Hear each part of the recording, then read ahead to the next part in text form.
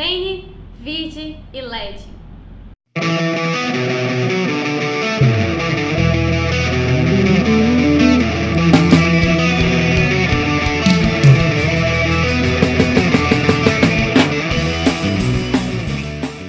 Olá, aqui é a Vanessa Corrêa do blog Moral da História. E Veni, Vidi e Lede é o nome do novo clube do livro que eu estou participando. Uhul! Eu sempre quis participar de um clube de leitura e agora eu estou participando desse. Se você quiser participar, eu vou deixar o link aqui embaixo do grupo, é no Facebook. E enfim, você pode conhecer melhor. Foi escolhido um livro para o mês de dezembro e esse livro foi... que bom que foi! Foi O Oceano no Fim do Caminho, de Neil Gaiman. E muito obrigada a vocês que escolheram esse livro. Eu já li os livros da magia, o vídeo já deve estar no ar por aí, no canal. E eu tive a oportunidade logo em seguida de ler O Oceano no Fim do Caminho. Bem, O Oceano no Fim do Caminho, então, é o mais novo romance de Neil Gaiman, que foi lançado no Brasil pela editora Intrínseca. A história em primeira pessoa. O narrador vai então contar a história dele para a gente. Ele não tem nome, nunca é falado o nome dele. E se trata então de um cara de em torno de mais de 40 anos que acabou de sair de um funeral. Também não cita de quem é esse funeral, mas provavelmente de alguém muito próximo a ele, de um ente muito querido, da forma que ele descreve.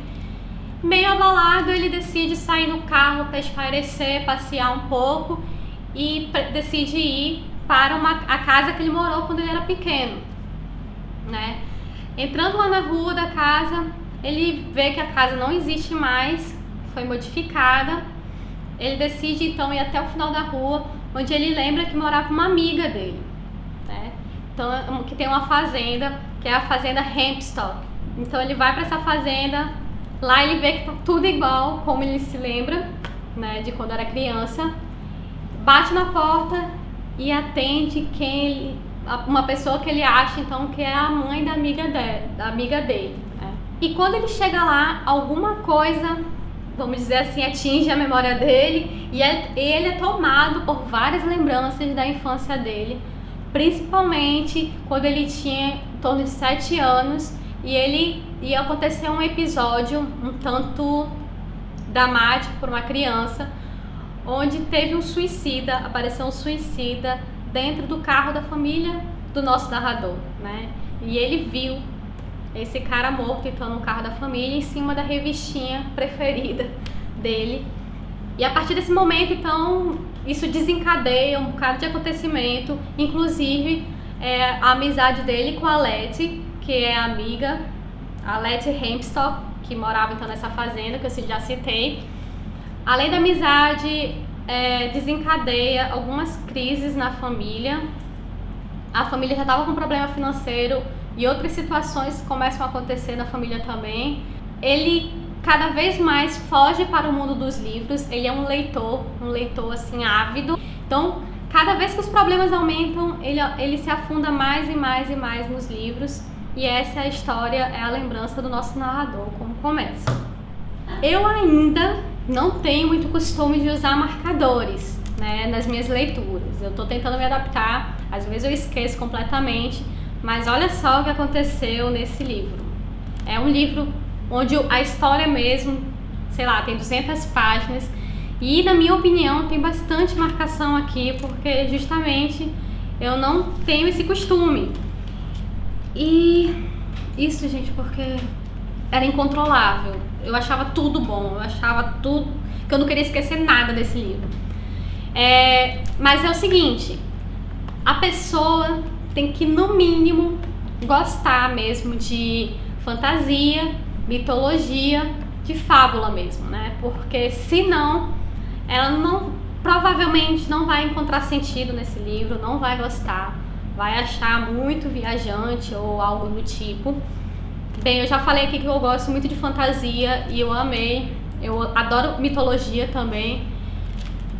Sei lá, eu me encontrei mesmo nesse livrinho de 200 páginas. O que obviamente acontece nesse livro aqui obviamente, um pouco de um pouco não, é escapismo. Como eu tinha dito, o garoto tá vivendo, cara tá lembrando que quando ele tinha 7 anos, ele viveu uma carga muito pesada, assim, de estresse com a família, com o suicídio aparecendo, o novo universo sendo apresentado para ele, né? Enfim, uma coisa que para 7 anos os problemas viravam gigantescos, gigantes, enfim e tal. Então, ele estava vivendo esse momento complicado e de repente começa a aparecer um mundo mágico, fantasias acontecem, pedaços dá pra ver referências de livros, né, de cenas de livros acontecendo aqui com ele.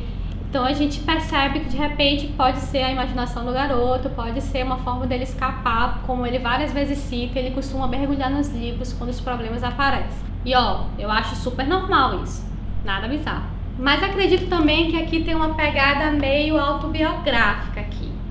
O próprio Neil Gaiman, nos agradecimentos, ele fala que ele não está falando, descrevendo a família dele, mas ele confessa que ele pegou alguns detalhes, algumas informações da infância dele, da família dele, do que eles viveram para colocar aqui. E dá pra perceber, gente, porque ele descreve alguns sentimentos infantis, algumas sensações com tanto assim... eu não sei nem dizer, mas com tanta precisão, com tanta assim realidade que você consegue ressentir de novo, relembrar daquela sensação que você tinha quando criança, que só tendo vivido mesmo para saber descrever, não é possível que ele tenha inventado essas sensações, alguns detalhes que ele descreve aqui no livro. Alguns exemplos disso, por exemplo, é a visão da criança, como eu já falei, de ver tudo muito grande, né? Um pequeno lago pode virar um grande oceano, né? Algumas coisas que a criança não consegue captar a mensagem, então guarda a lembrança um tanto fragmentada, da forma como ela conseguiu registrar. E algumas sensações melancólicas mesmo, doloridas, de quando a gente sentia medo quando era criança. É muito emocionante, eu gostei muito dessa descrição do Neil Gaiman. Pra vocês terem ideia, teve horas que eu ficava assim, meu Deus, como é que esse cara conseguiu descrever esse sentimento?